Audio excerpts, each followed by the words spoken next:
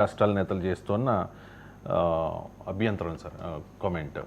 కానీ ఈ దక్షిణాది రాష్ట్రాలే నష్టపోతాయా? డీలిమిటేషన్ వల్ల నష్టపోయే రాష్ట్రాలేంటి, లాభపడే రాష్ట్రాలేంటి? చాలా సింపుల్ ప్రక్రియ. ఇప్పుడు ఎక్కడైతే జనాభా తగ్గిందో వాళ్ళు నష్టపోతారు, జనాభా ఎక్కడైతే తగ్గలేదో అక్కడ లాభపడతారు.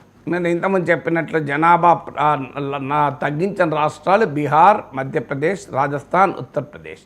ఎందుకంటే బీహార్లో టోటల్ ఫెర్టిలిటీ రేట్ 3, ఉత్తరప్రదేశ్లో total fertility rate 2.35, Rajasthan and మధ్యప్రదేశ్లో టోటల్ ఫెర్టిలిటీ రేట్ 2. ఇందుకు భిన్నంగా ఆంధ్రప్రదేశ్లో total fertility rate 1.7, Andhra Pradesh and Karnataka 1.8 in Tamil Nadu and Kerala. అంటే చాలా క్లియర్గా జనాభాను నియంత్రించిన తమిళనాడు, కర్ణాటక, ఆంధ్రప్రదేశ్, తెలంగాణ, కేరళ తరతమ తేడాలతో నష్టపోతారు.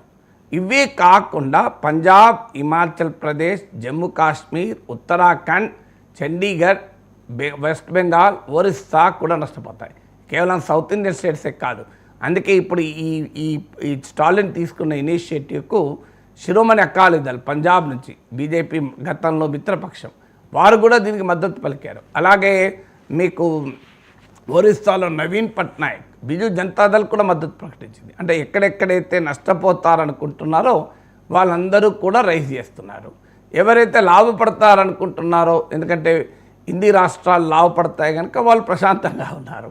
సో అందువల్ల లాభపోయే రాష్ట్రాలు, నష్టపోయే రాష్ట్రాలు రాజకీయంగా కాదు, జనాభాను తగ్గించిన రాష్ట్రాలు ఆందోళన వ్యక్తం చేస్తున్నాయి. జనాభాను పెంచిన రాష్ట్రాలేమో ప్రశాంతంగా ఉన్నాయి, మేము పెంచడం వల్ల మాకు సీట్లు పెరుగుతాయి, మాకు రద్దు లేదు అని. అంటే తప్పు చేసిన వాడేమో బెనిఫిట్ అవుతాడు, రైట్ చేసిన వాడేమో నష్టపోతాడు.